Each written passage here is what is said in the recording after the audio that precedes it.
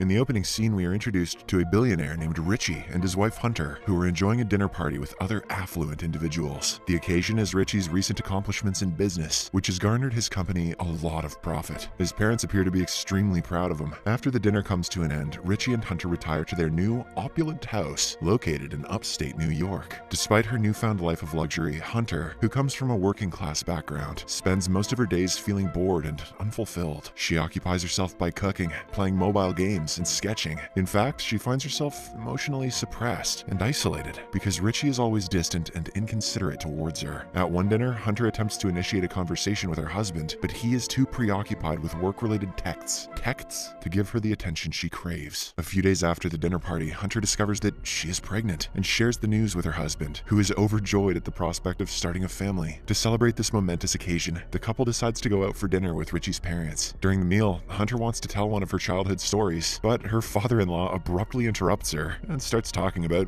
business matters. Feeling disheartened, Hunter retreats into herself and begins staring at the glistening ice cubes in her glass. As her mood darkens, she impulsively takes one of the cubes into her mouth and begins biting down on it, causing discomfort and awkwardness among the other diners. The next day, Hunter's mother-in-law Catherine enters her room and hands her a gift about postpartum depression, sharing that it helped her during her own pregnancy. Catherine also takes the opportunity to comment on Hunter's appearance, suggesting that she would look more beautiful with longer hair, as Richie prefers women with longer locks. Later, while reading the same book, Hunter comes across a passage that inspires her to do something unexpected. In a moment of reckless abandon, she reaches for a small marble from her trinkets and swallows it whole. Surprisingly, this makes her feel a lot better. Marbles are the new keto. Upon returning home from work, Richie is surprised to find his wife in a good mood. He questions the reason behind her happiness, to which she responds that she did something unexpected that made her proud of herself. However, when Richie inquires further about what it was, Hunter lies and says that it was merely a decision to choose blue curtains. The following morning, as Richie prepares for work, he becomes upset with Hunter after discovering that she has ruined one of his silk ties. Later that day, Hunter is able to pass the small marble she had swallowed earlier, grabbing it from the sink without any signs of disgust. Shortly after, she is summoned by her mother-in-law for a conversation, during which Catherine inquires about Hunter's previous employment before marrying Richie. Hunter admits to having worked in retail, specifically selling toiletries. Hearing this, Catherine mentions that Hunter is a very lucky woman, as she got the chance to marry Richie. She also questions whether Hunter is truly happy or simply putting on a facade. The latter insists that she is indeed happy, despite her expressions suggesting otherwise. One day, while cleaning the house, Hunter comes across a tempting object, a thumbtack, which she decides to swallow. Despite her initial hesitation, Hunter eventually puts the thumbtack in her mouth, only to have her tongue poked. She tries to resist the urge to swallow it, but eventually succumbs to the impulse and ingests the object, feeling a sense of relief. That same evening, Richie returns home with some friends in tow. Hunter intends to greet them at the pool, but the pain caused by the thumbtack suddenly intensifies, prompting her to rush to the bathroom. She excretes the thumbtack, but the ensuing struggle leaves a lot of blood on the toilet seat. Fortunately, before Richie can find out about it, Hunter quickly cleans it up and exits the bathroom. At the pool, one of Richie's friends congratulates Hunter on her pregnancy. However, things take a strange turn when he asks for a hug, claiming that he is feeling lonely. Hunter reluctantly agrees to the hug, but it becomes apparent that she needed the hug more than he did. As time passes, Hunter becomes increasingly drawn to consuming non-edible items that she finds lying around her home, including metal figurines, batteries, book pages, safety pins, and various other objects. It seems as if the thrill of eating these items is incredibly exhilarating for her, and she is unable to resist the temptation to do so. One day, during her routine ultrasound appointment, the sonogram technician detects an abnormality in Hunter's abdomen. She is quickly rushed in for emergency surgery, where the surgeon discovers a plethora of inedible objects that had been trapped in her intestine. After a thorough examination, the doctor diagnoses Hunter with pica, a psychological disorder that compels individuals to eat non-food items. Upon returning home, Richie is understandably angry and confused, wondering what could possibly be wrong with her. Hunter claims that she does not know what is happening to her and has never even heard of pica before.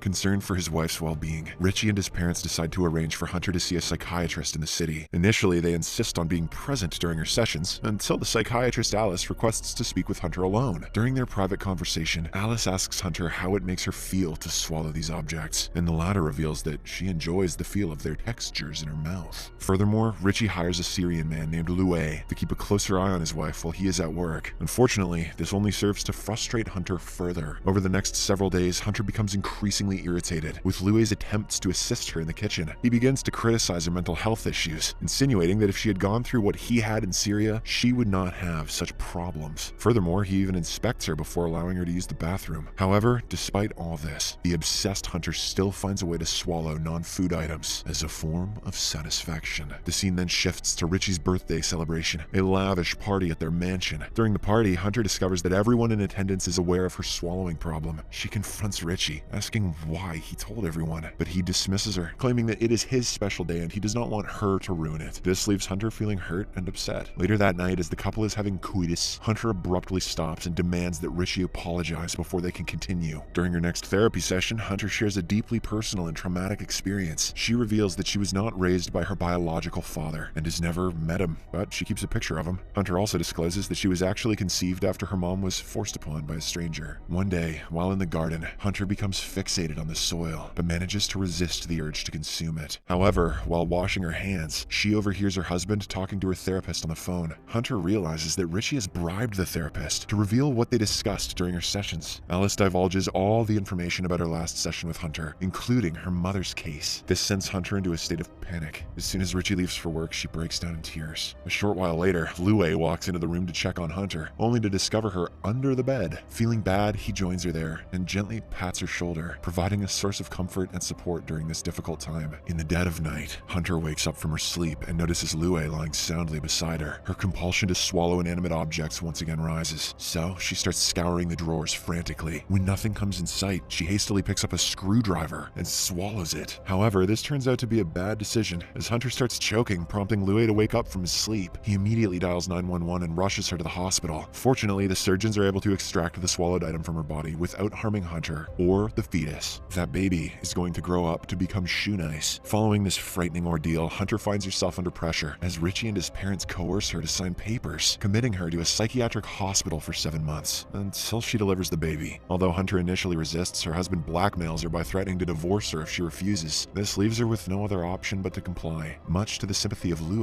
who is observing everything from nearby. The following day, Hunter packs her belongings and prepares to leave for the psychiatric hospital. But at the last second, she returns to her room, claiming to have forgotten her charger. Surprisingly, Lue meets her inside and encourages her to run through the woods. Hunter obliges, and once she's out of sight, Lue stages her disappearance as an escape. I mean, it was. Hunter manages to hitchhike to a motel, and before entering, she pockets some soil. Later, she calls her husband and confesses that she only got pregnant to make him happy, and that they rushed into things too quickly. Richie speaks kindly to her, trying to convince her to come back. But when she refuses, he begins to belittle and insult her, stating that she is good for nothing and not skilled at a single thing. That's not true, Richie. I eat stuff. After the call ends, Hunter crushes her cell phone and spends the rest of the night alone, watching TV and eating soil. The following day, Hunter checks out of her motel room and proceeds to call her mother to ask if she can stay with her. Unfortunately, the latter declines, stating that her other daughter is currently residing with her. Finding herself without a place to go, Hunter decides to hitchhike to the home of her biological father, William Irwin. Upon reaching his house, she discovers that William is celebrating his birthday with his family and friends. Hunter goes close to him, but William assumes that she is the parent of one of their daughter's friends. Hunter clarifies that she is not a parent and mentions her mother's name. Hearing this, William immediately recognizes her as his estranged daughter. After getting a chance to talk alone, Hunter proceeds to question why he took advantage of her mother, and William admits that he felt powerful when he committed such acts. However, after serving several years in jail, he realizes his mistakes and regrets them. The conversation becomes emotional as William expresses his shame and guilt for his past actions. Hunter inquires if he feels shame towards her and whether she is like him. William immediately refutes these claims, assuring Hunter that she is not akin to him and bears no responsibility for the past events. As Hunter's emotions overwhelm her, William offers consolation and reminds her that she is blameless and should not carry the burden of guilt. After finding solace in her emotional conversation with William, Hunter feels ready to move forward with her life. She makes the difficult decision to undergo an abortion and visits a clinic where she is prescribed medication for the procedure. Hunter takes the pills while eating lunch in a food court, and despite the bustling surroundings, she experiences the physical effects of the abortion in a public restroom, alone with her thoughts. Once the procedure is complete, Hunter feels a sense of liberation and relief wash over her. She recognizes that this decision was not an easy one, but